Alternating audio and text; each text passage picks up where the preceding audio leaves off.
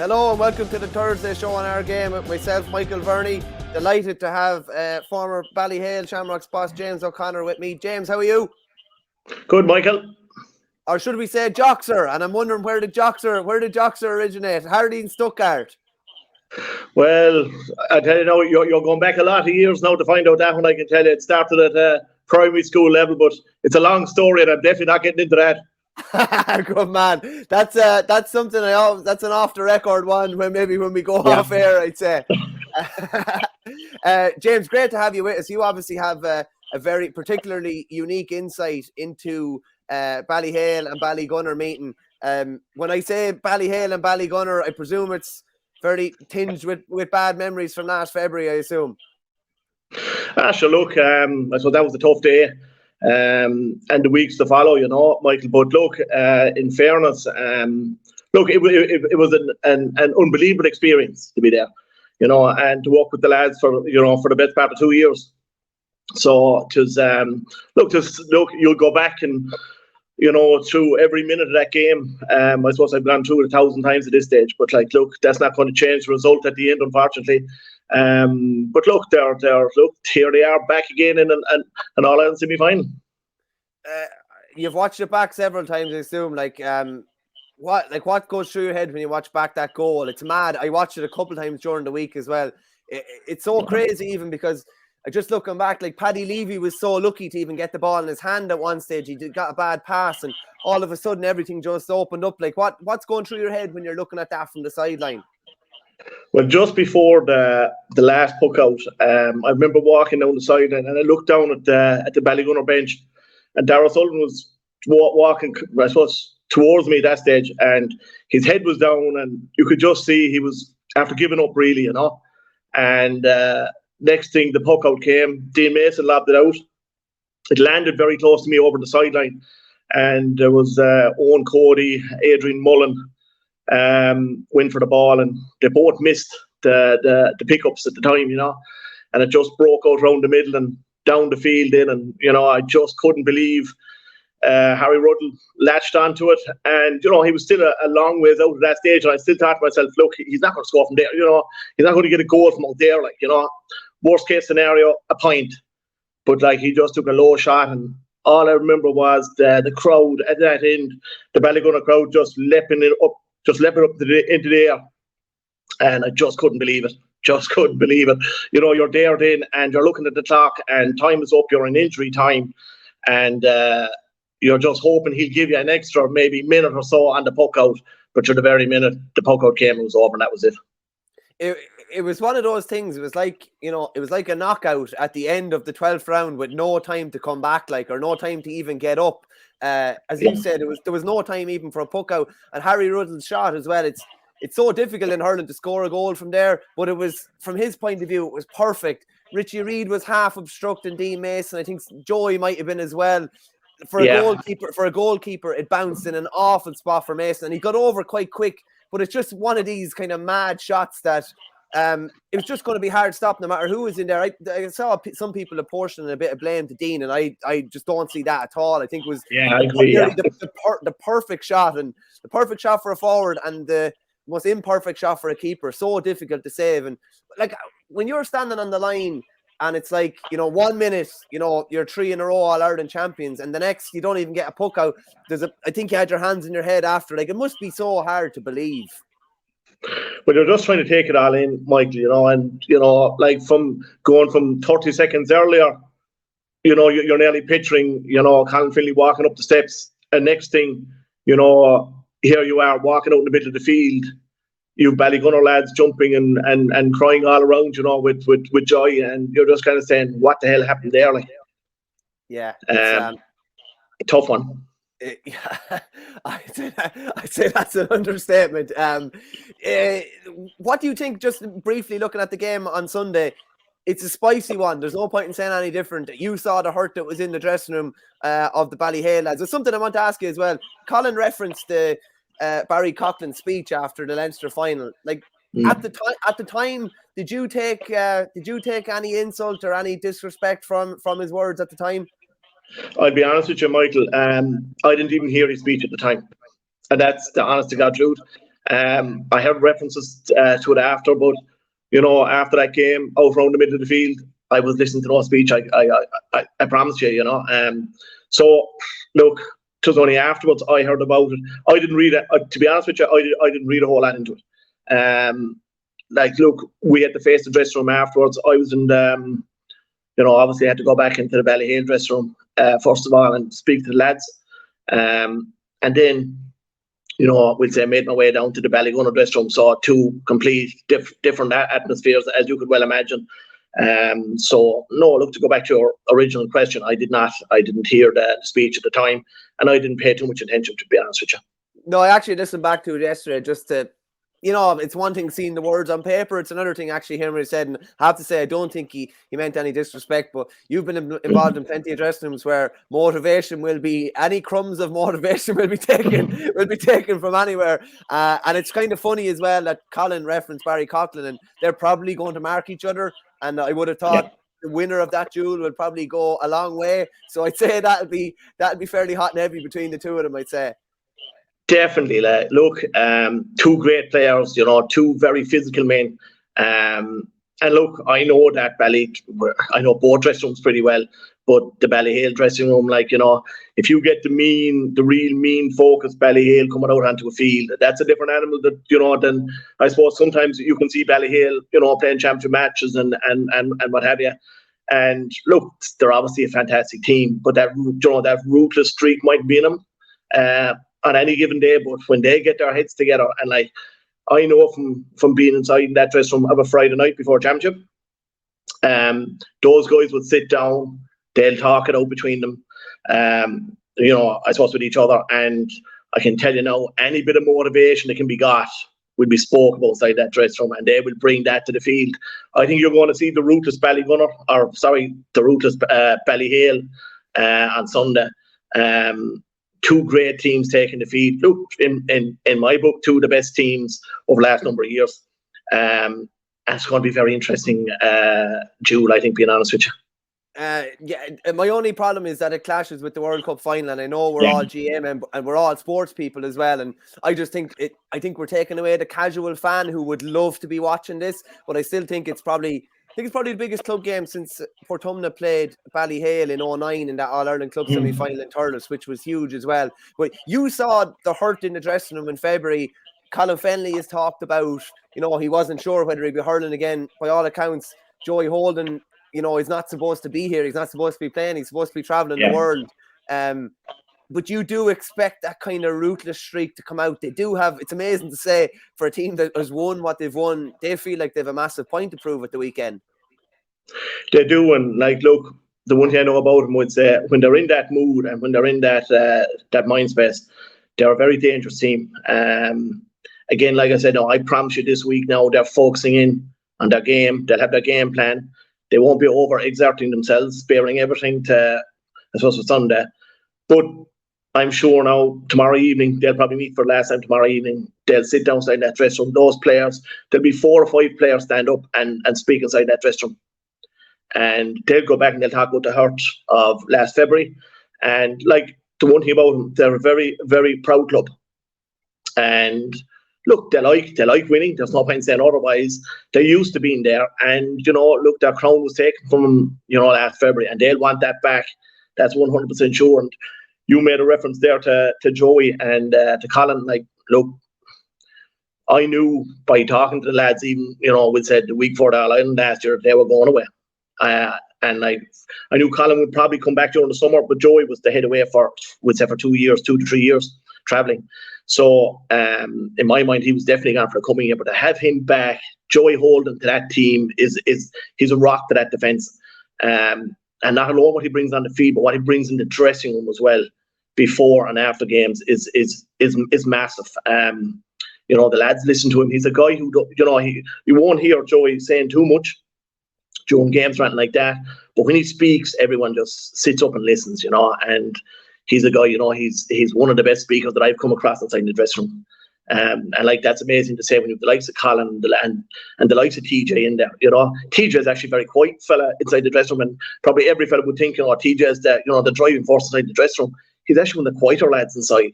he kind of lets his hurling kind of, I suppose, do the speaking side of it, But Joey's a massive man inside that dressing room, and so was Colin. Like, look, Colin he was my captain last year, and those two guys, they'll drive it all the time inside. But I'd love to be a fly on the wall in that dressing room tomorrow evening. That's what I would. They brought. I think Henry came in before the county final. So it'd be interesting to see what motivation they look for here. Just going to fly through a few quick comments, James. Porrick Grace, regular viewer, just says the wounded cat is a dangerous animal. Definitely is. He just follows up. Expect a ferocious backlash from the Shamrocks. Can't see Ballygunner being able for. Mike Sinnott just says good bit of loose talk coming out of Ballygunner. Seen Wayne Hutchinson saying before the Munster Club final, I think it was the semi-final, that he could only see Club All Ireland going to Munster this year. That was before the Ballygunner and the Pearshire game. He actually said it to me. It was music to my ears when he said it to me, because it was a very thought-provoking line. It was a very thought-provoking line. Richard Hogan just has a question for you here, James. It was tougher to take for Ballyhale, given that they probably hurled their best game in that final. Would James think that would be a fair assessment of last year from a Ballyhale perspective? There was probably a lot of ups and downs and maybe a couple of misstarts, but like you were delivering your best performance in the year, that final, up until the last seconds. 100%. And again, just going back to what I said previously, Ballyhale are a team. Look, obviously, they're a fantastic hurling team. But they mightn't always produce that big game every single day, but they'll do enough to win. It's a bit like a good racehorse, he mightn't kill himself every day, but he get his head in front, on most days. And that, for me, like looking back at last year, I thought that best performance was the All Ireland. I'll be honest with you. I thought everything that we planned out and the way we structured everything, I thought worked. And unfortunately, look, the last 30 seconds caught us. But overall, I thought that was a very, very strong performance. And again, they were missing Ronan Corcoran that day. I think Ronan it was a huge loss last year. I'll be honest with you, because he's a midfielder who chips in with 3 or 4 points every single day. And we probably didn't get that return last year from around the middle of the field. By all accounts, I think he had a head knock for the Leinster final, so hopefully it's a case of where he's back fully fit. And I know if Ballygunner are playing Ballyhale, that they want to be playing them with a full outfit, and I'm sure Ballyhale are the same.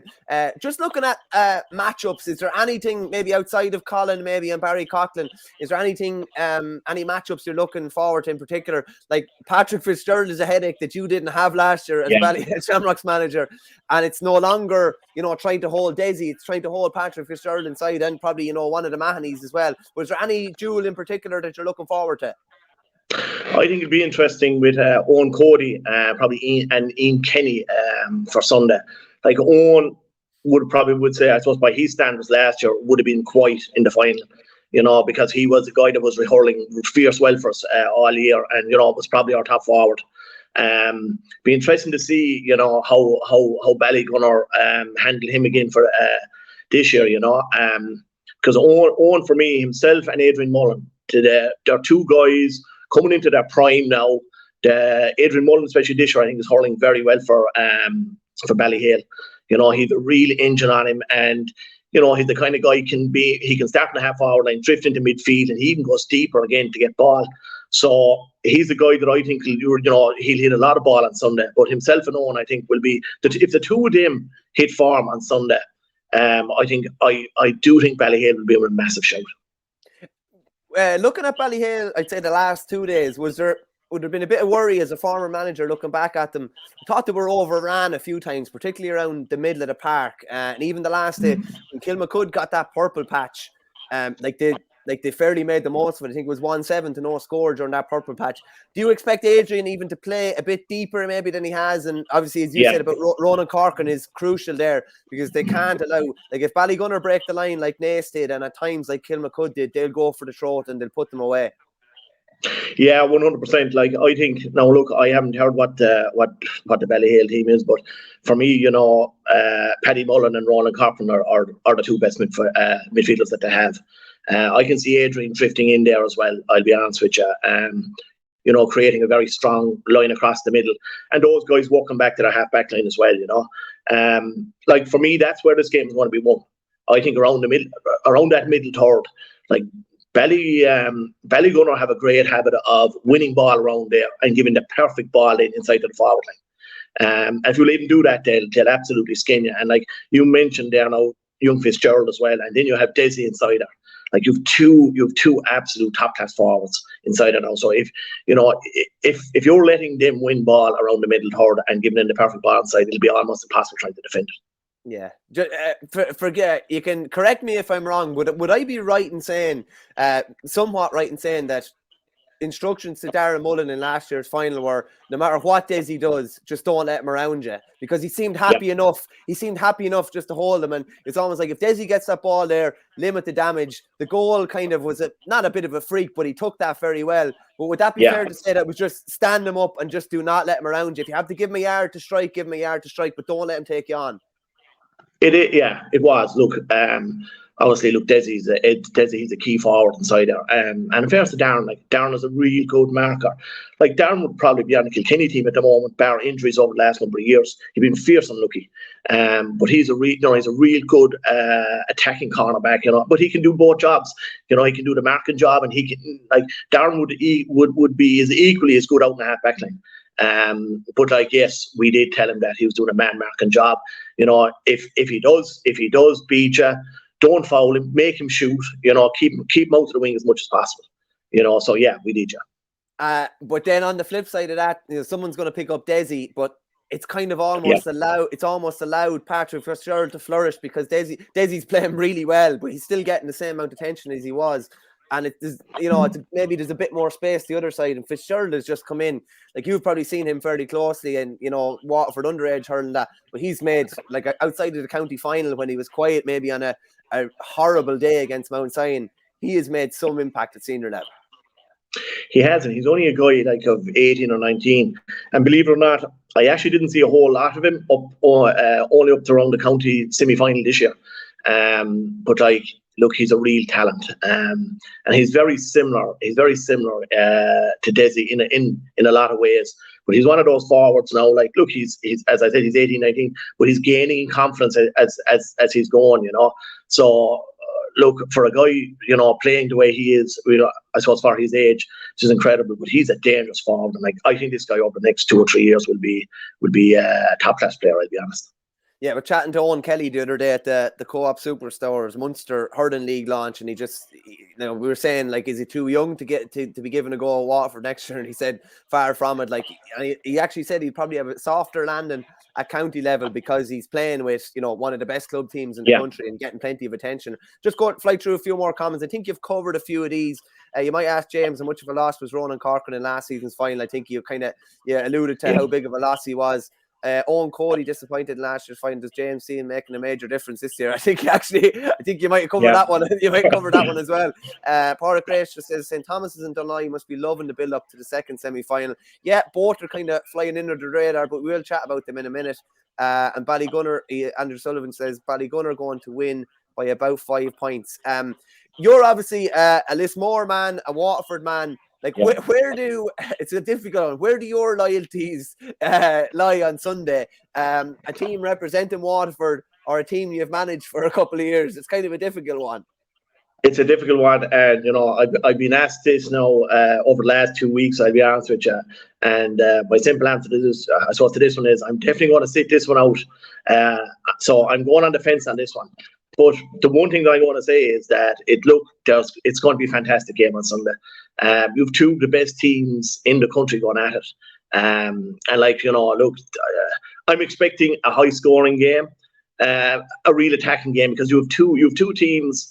I know Ballygunner play to a structure, but Ballyhale are a team, they're a magical team. They can do magical things on any given day, and as much as I'm sure Pat and the lads have their game plan and structure in place, but you can't curtail the likes of TJ Reid or a Colin Fennelly. They'll do things instinctively, and they'll create magic anyway. That's what everyone wants to see in an all-out semi-final. Can I just ask you, actually, you were one of 3 managers during this spell with Ballyhale. It's a very difficult thing for a group of players that, no matter how talented they are, to adapt to 2 years with Henry, 2 years with yourself, with Pat and Jimmy Matter and the boys now. Like, that's a fair testament of the group as well, and how they've just been able to adapt to that. Because you can see lads almost switching off when a new manager comes in, or it's maybe sometimes it can be too much change. Like, talk to me. You mentioned about Joey and the lads. is there great ownership taken by the players in that dressing room? They say most great teams are driven by players in the dressing room and the manager just facilitates. Is that kind of the case in Ballyhale? Well, what you have in Ballyhale is leaders. You know, you've guys inside in that dressing room. You know, if games weren't going their way and players weren't pulling their weight, you'd be called out. You know, it's not a case where you go into a dressing room and you have 25 or 6 fellas sitting down inside and they're all hiding inside in the corner and afraid to open their mouths. That's not Ballyhale now. You know, you will be called out, or, you know, if there's misdemeanors during the year, you'll be called out on it. And that's what I absolutely loved about him. You know, because look, I've been inside other dressing rooms as well. Not many, thank God, that, you know, players will hide and, you know, guys won't call out other guys. You know, and it's amazing, like, you know, because for me, Ballyhale, they're a real country club. You know, even to such a way that I remember one day during the summer, we were training there last year, and I was looking for Ronan Corcoran. I couldn't see him, and here he was in the field, like just right behind the goal, he baling hay. And he waving in at us as we were waiting for training. So, you know, just an amazing group like that. Like, but no, look, going back to your original question, like they'll take ownership of it. Look, I think it's great credit from, you know, even for the club, the way they bring in outside managers and they come in, and like every guy has his own techniques and methods and what have you. Like, but in fairness to the Ballyhale lads, they'll listen. You know, like no matter what you have to say, they'll listen, and you get to try it out. If it doesn't work, you probably go back to what you were doing, you know. But otherwise, like they will, like, you know, they are very open. They're very open, and they're guys, you know, that take fierce pride in their hurling there, you know. So no, a great bunch like that. Your phone was ringing there. I'd say it was Pat Hoban telling you to keep stum. I'd say. Probably Darren Sullivan to drive out. Yeah, potentially. You obviously have seen Ballygunner at fairly close quarters as well. They've probably gone to another level, would it be fair to say, James? From it's almost like the release of pressure, getting over the hump, winning that All-Ireland. I think they've gone to another level. I think the second half against Napirsig was, I put that up there with anything they've done over the last 3 years, and I'd probably say it has exceeded anything they've done.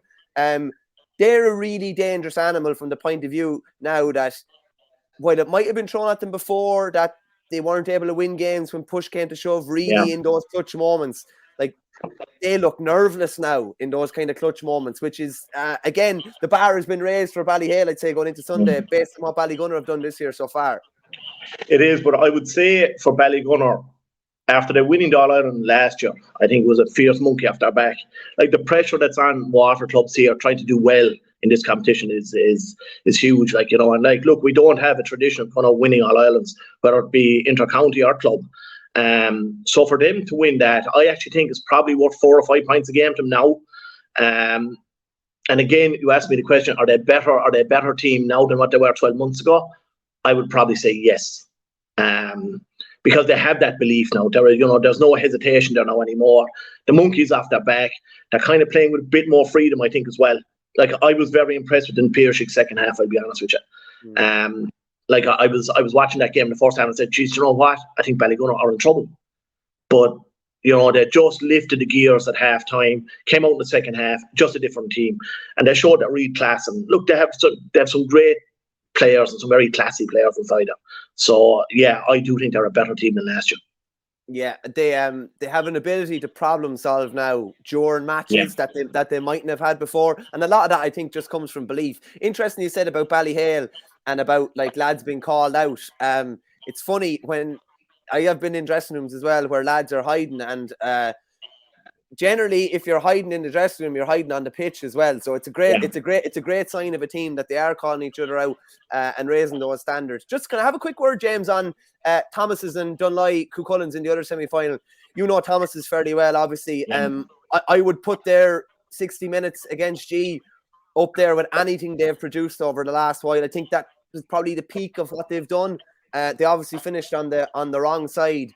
But like you know full well and firsthand what they can do. Like they seem to be only be getting better. And again, like Ballygunner, they have found a way to win games. They were under pressure, Loughrea both days probably, and still came through. They're probably overwhelming enough favourites going into that semi-final, I'd say. Yeah, probably. Look, like my view on last year with them was that I actually thought they were the best team we played last year. That was my view on him. The one thing that I couldn't get over, and I remember, being on pitch side with him, the physical size of them. They're a huge team. Like, I consider Ballyhale probably one of the biggest teams in the country physically. But I just couldn't get over the St. Thomas's lads. Jeez, they were huge. And like, I remember there was one clash of bodies during the game where Paddy Mullen got a belt of a shoulder off of I think it was Cooney at centre forward, and he absolutely levelled it. Now, I'd never seen Paddy Mullen been put on the floor before in 2 years. It was just they're a hugely physical team, and they have some very good defenders, and really quick forwards as well. So I rate them highly. Look, you saw what it came down to last year against them. Like, it came down to a TJ free 21 yards out to win it. But I was highly impressed with them, and I know from afterwards that loss really hurt them as well. So I think they have a massive motivation with that. But like, I expect them to be right in the mix as well at the end. Like, whoever will win Sunday between the two teams, they're going to have another massive challenge again with St. Thomas's. Yeah, I think anybody that says the Ballyhale Ballygunner game is a de facto final is totally missing the point, I have to say. They're totally wrong, yeah. Yeah. You actually mentioned Fintan Burke said after, he said not all the lads might admit it, but all 30 of them were bawling crying after that. They'd put everything into that last year, and it definitely looks like they've harnessed that hurt. They've negotiated Galway, which is always tricky. They're their first loss in 4 or 5 years, I think, as well, and they're exactly where they want to be. Dunley obviously got over Schlockneil, who you would know from down through the years as well, are a fairly serious outfit, but you'd probably definitely have Thomas's as favourites going into that game. Can I just ask you, if you had to put I know you said you're sitting on the fence, but if you had to, if you had to call how Ballygunner and Ballyhale were to go, what way would you be leaning? I think there'll only be a point or two in it anyway, I'll be honest with you. I don't think there'll be a massive gap in this game. Look, on form alone, you'd probably say Ballygunner by a point or two. I know that Ballyhale lads won't be happy me saying that, but I hope that'll motivate them more than anything else. But look, I think it's going to be very tight. But look, I'd probably side with the bookies probably at the moment and just go with Ballygunner. But I'm telling you one thing, it's going to be a tough task for Ballygunner, I can tell you that.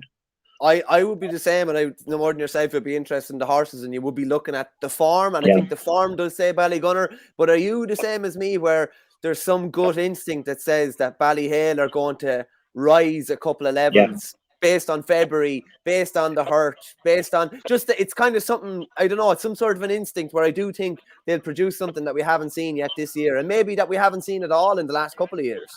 Yeah, look, I think there's one massive game in them, because I'd imagine, after this year, I could see, one or two lads maybe doing other things or whatever, or going travelling again.